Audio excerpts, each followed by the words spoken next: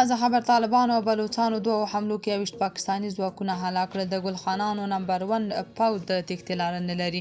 جزئیات هم دلته وګورئ او چینل هم سبسکرایب کړئ.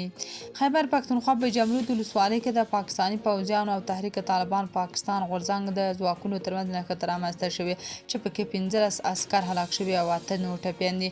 ټي ټي پي ډله وایي دغه نښته 13 ورځې وروسته له هغه رامنځته شوې چې د پاکستان امنیتي ځواکونه دغې سیمې ته د عملیاتو په موخه ورغلل. سیمه کې پاکستاني پوځ د هوایي برید هڅه کړې، خو یاده ډله ادعا کوي چې دوی ته هیڅ ځاني زیان نه دی اوښتی او د پاکستان پوځ هلاک شوو عسکرو جسدونه تر 6 ساعتونو په میدان کې ول.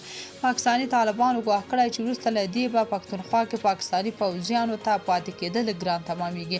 بلخوا د بلوچستان په خزدار کې د پاکستان د پوځي اکاډمۍ د زده کوونکو په یو کاروان چاودنه شوې ده. سرچینو ویلي چې په دغه چاودنه کې تر اوسه پورې د 6 زده کوونکو د وژل کېدو او ګڼو نورو د ټپیانېدو خبرونه ورکړل شوي.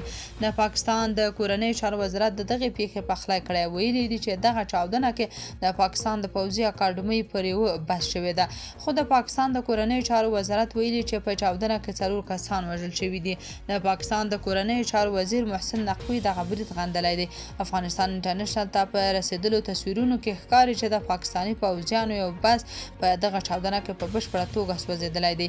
د یاد برید مسؤلیت بلوڅ ازادي غوښتونکو منلی وایي چې 15 پاکستاني پوځیانو ته یې مرګ ژوبله اړولې ده. د دوی په وینا چې امریکایي وسلې لاسته ورغلي دي او پاکستاني پوځ سره به سختې جګړې وکړي.